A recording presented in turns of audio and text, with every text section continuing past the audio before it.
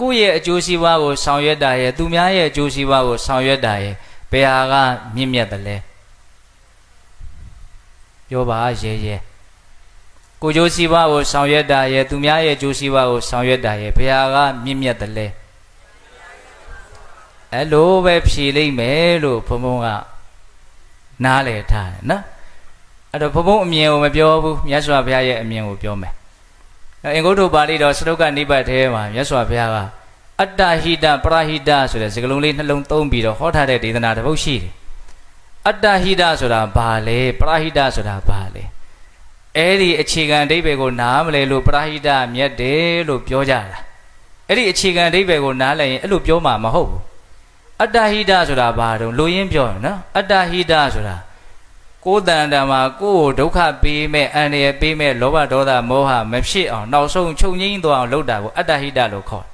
လူတွေကအတ္တဟိတဆိုရင်ကိုယ်ကိုကျမ်းမာရေးကောင်းကိုယ်ပတ်စံရှိအောင်လောကီမပြည့်စုံမှုတွေကိုယ့်အတွက်ကိုယ်လုပ်တာကိုအတ္တဟိတလို့ထင်နေလို့သောတော်အဲ့ဒီစကားထွက်လာဟုတ်လားအဲ့လို့ဆိုရင်ပရဟိတဆိုတာဘာလဲပရဟိတဆိုတာသူများလောဘဒေါသမောဟနည်းအောင်သူများတန်တာမှာဖြစ်တဲ့လောဘဒေါသမောဟတွေကင်းသွားအောင်ဘလို့လုပ်မလဲလုပ်တဲ့နေရာမှာဘလို့အထောက်အကူပြုမလဲဘလို့ကူညီမလဲအဲ့ဒါပရဟိတလူအများစုနားလည်ထားတဲ့အဓိပ္ပာယ်နဲ့တူသလားအတ္တဟိတဆိုတာကိုယ်တန်တာမှာလောဘဒေါသမောဟမဖြစ်အောင်လုပ်တဲ့လုပ်ငန်း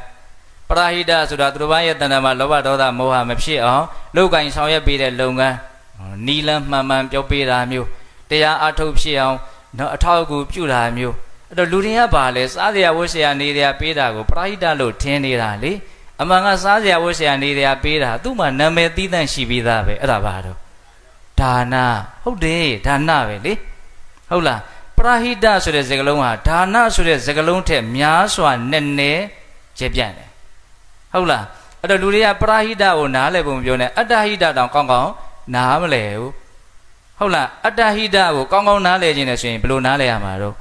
ကိုယ်တန်တမှာကိုယ်အခုရောနောင်မှာတကယ်ဒုက္ခပေးမဲ့မကောင်းတဲ့စိတ်တွေမဖြစ်အောင်လုပ်တာကိုအတ္တဟိတအဲ့ဒါမှတကယ်ကိုယ်အတွက်အကျိုးရှိမှာဟုတ်လားအဲ့ဒီမှာမြတ်စွာဘုရားကလောကမှာလူလေးမျိုးရှိတယ်တဲ့တချို့ကအတ္တဟိတပဲလုပ်တယ်ပရဟိတမလုပ်တချို့ကပရဟိတပဲလုပ်တယ်အတ္တဟိတမလုပ်တချို့ကအတ္တဟိတလည်းမလုပ်ဘူးပရဟိတလည်းမလုပ်တချို့ကအတ္တဟိတလည်းလုပ်တယ်ပရဟိတလည်းလုပ်တယ်ဟောဘယ်နှမျိုးတော့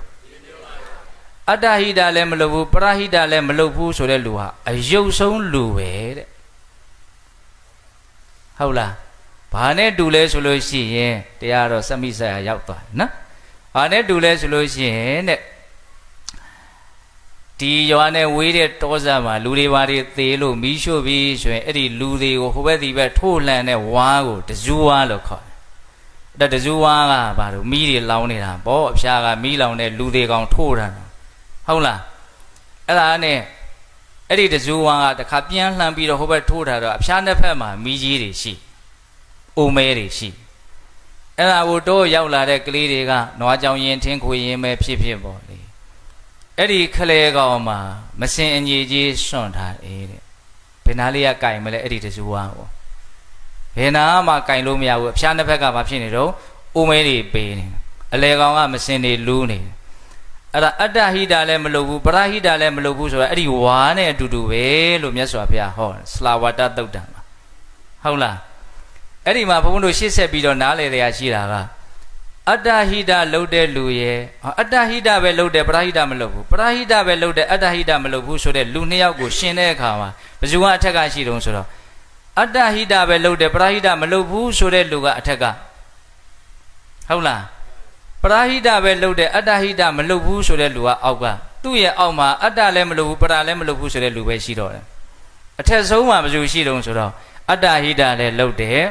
ပရဟိတလည်းလုပ်တယ်ဆိုတဲ့လူရှိတယ်သူ့ကိုကြတော့မြတ်စွာဘုရားနွားနိုးလေးကိုကြိုလိုက်တယ်မလိုင်းတွေတက်လာတယ်ဟောပြီးတော့နီးမျိုးမျိုးနဲ့ချက်လိုက်မယ်ဆိုရင်ထောပတ်ဖြစ်မယ်အဲ့ဒီထောပတ်တဲ့ပိုးပြီးတော့တန်ဖိုးရှိတာကရှီဦးဆိုတာရှိလာ